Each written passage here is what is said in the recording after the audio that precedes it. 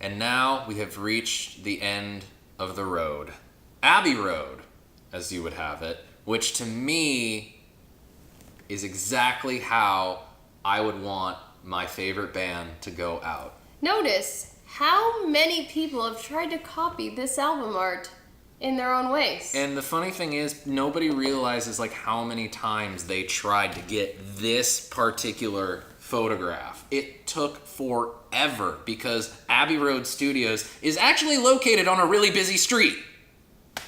Why are we yelling? I'm just saying, like, it's located on a very busy street, so, you know, tourists will try. You're gonna wait a long time to try to do this. So, if you're going... I would say, why didn't they just get the streets shut down? Because back then, celebrities were not that egotistical to close down an entire busy street just to take one photo.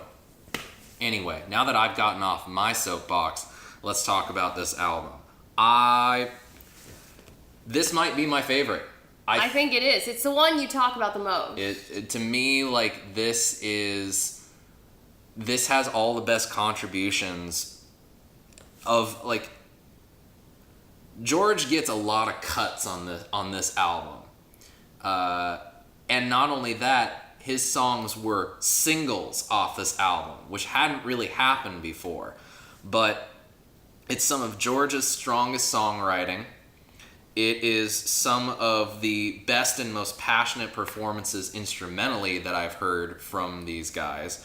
And not only that, Ringo actually gets another songwriting credit. So everybody in the band actually contributes. And it's also a great showcase of the fact that Ringo is actually a great drummer. A lot of people give him a lot of flack, but I think that this album is a great example of how good he really is with coming up with perfect drum parts. I'm just going to talk about the songs that I like the least first. Okay. So, probably my absolute, if I had to pick one least favorite Beatles song, it's on this album. And that's Maxwell's Silver Hammer. Bang, bang. I just am like, why are we talking about being a serial killer? Is there something wrong with us? Yeah, that is a little weird. It's super weird. Like, oh, you gave me a bad grade. I'm gonna kill you. Okay. So I can't stand that song. Then, in this long format medley, which I think is really, really, really, really rad. How many times did I say really? A lot. I don't feel like Mr. Mustard or Polythene Pam add anything. Why are they there? I feel Mr. Mustard makes me think we're in Clue, like Colonel Mustard, and Polythene Pam. What is polythene? Is that, I don't know, is that plastic? What is that? I don't know, so I just don't get them.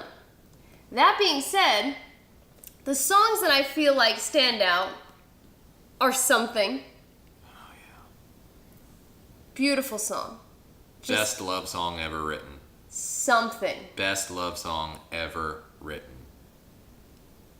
Then we have Here Comes the Sun. Another George Harrison song. Another George Harrison song. Like I said, it's his strongest songwriting up to date. That song's just beautiful. Yeah. I don't know what to say. Yeah. It's just beautiful. It's orchestrated beautifully. It was produced beautifully. It's mixed beautifully. It is a great, it's just all around a great package. And I had mentioned earlier, the Beatles harmonies, even when they're bad, they're good because... Okay. I have heard so many people try to do that song and they all fail miserably. Fail. You remember one of the live versions? It was one of the worst things I've ever seen in my life. Oh my god, it was so bad.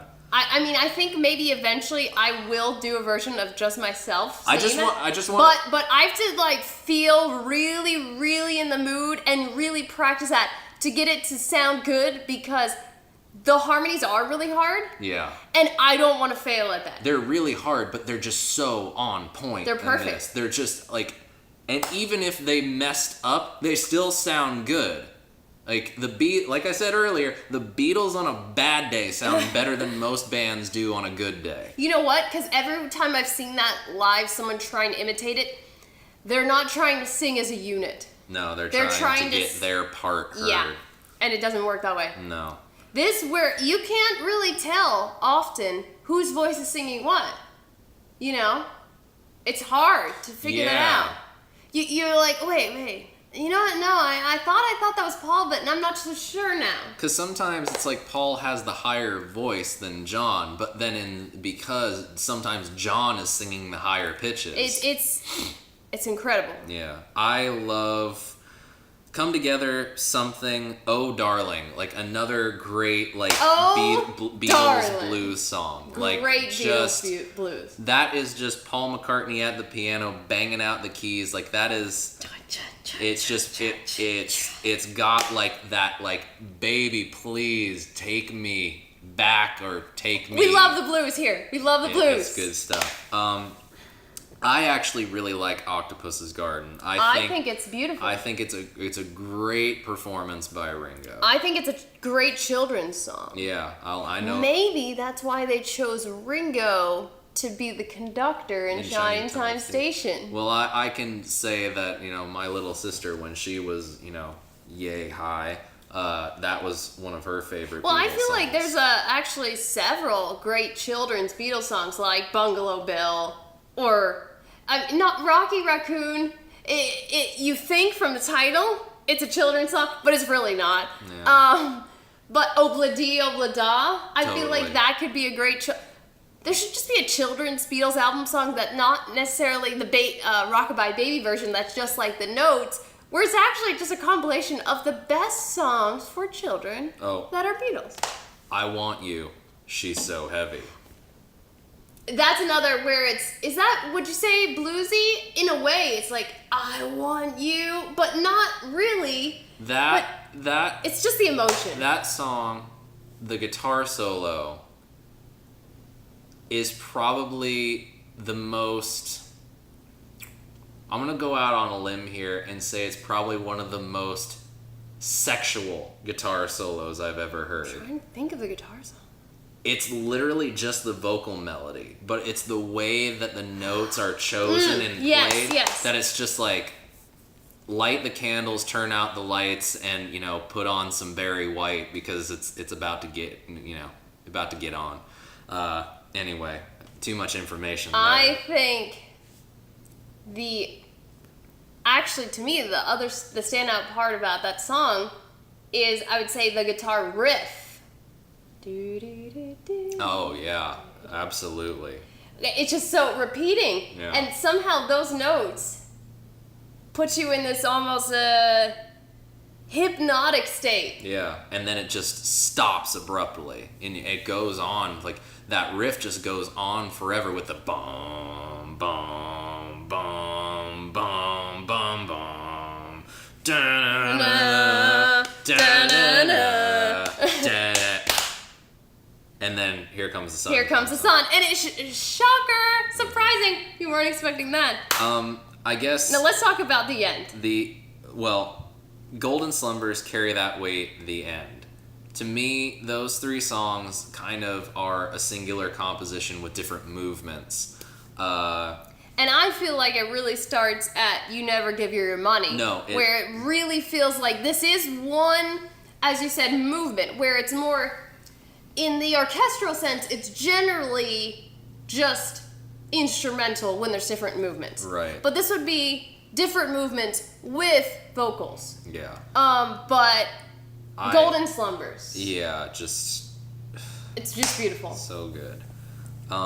The end. I love the trading guitar solos that John. It's Paul, then George, then John, and John's guitar solos have just the most attitude I've ever heard, and he's literally playing the simplest stuff. I remember for years wondering, like, how do I play that? And when I finally got the Beatles scores, the complete score books, I immediately flipped to the end, and the song, not the end of the book. I flipped to that song, and I look at his solo, and I'm like, you mean I've been doing stuff like this already? Like, how does it sound like that? And so I remember talking to one of my teachers at school, And he's like, it's not about the pitches that he's playing. It's not about the notes he chose. It's about the attitude with which he plays it. And I have never heard anybody be able to truly replicate that attitude going into that solo. But I just think it's so interesting because they all have their own guitar tone. They all have their own way of playing. Paul is much more overdriven and very spiky. George is very like early rock and roll kind of like, I kind of just equate it to instruments and equipment. Like it's almost like he's playing the old Gresh guitars that he used to play. His tone is very reminiscent of that. And John's is very fuzzy and psychedelic and fat. So they all have like a really cool juxtaposition with each other that just ties everything together. And then even Ringo gets a drum solo in it. And I think it's a perfect drum solo for him because it's not too flashy, but it's flashy enough. And the sounds of everything are good. And just the end. In the end, the love you take is equal to the love you make. To me, the end is the end. I mean, of course, and then afterward we just throw in Her Majesty just to lighten the mood. And the way I take that is it's like a cheeky little like, this is it, this is all you get. Oh no, we'll give you a little bit more, but that's it. It's kind of like the one song encore. Or like the show's over. Okay, we're gonna come out and do a quick curtain call. Bow. Yeah, bye. Exactly. So I think it's because it's the end, and it's because when they went to record this album, it was George Martin going to them and saying, look, if you are unsatisfied with the result of what you've just done, we need to forget about the conflicts. We need to forget about all the people that are surrounding you and separating you. It needs to be the way that it was when we first started working together. The four of you guys and myself working together to create music. And I feel like that really, really shows on this album. It's because that original spirit of the four lads from Liverpool, together with a producer that understood them and knew their vision and knew how they worked with each other. There's not really any guest musicians on this, like with Let It Be and the White Album. It's just the four guys working together, using their talents to create something truly beautiful. And I think, listening to interviews, like especially, I remember, this is one good thing I can say about Yoko Ono. She was talking about the album of Abbey Road and the singles that were going to be coming from that album. She knew when she first heard the song Something that had to be a single for the album. That had to be, because she knew it was a hit song. So for me, it's like people always give the John Yoko thing, like that's the reason the Beatles broke up. But to me, it's like there were much more reasons as to why the Beatles broke up than that. That was just one part of it. But for her to acknowledge that something outside of the sphere that, John and Yoko had kind of created for themselves and that kind of separated them from everybody, for her to acknowledge the beauty of something from outside that really speaks as to why this Abbey Road, the last recordings the Beatles ever made in the true spirit of what the band is, serves as a much better example of a final album, a band saying, this is all we have, this is all we're willing to give more, but this is how we want to go out. And at that note, that's all I have to say about Abbey Road. The end. The end. The end. Her Majesty's a pretty nice girl.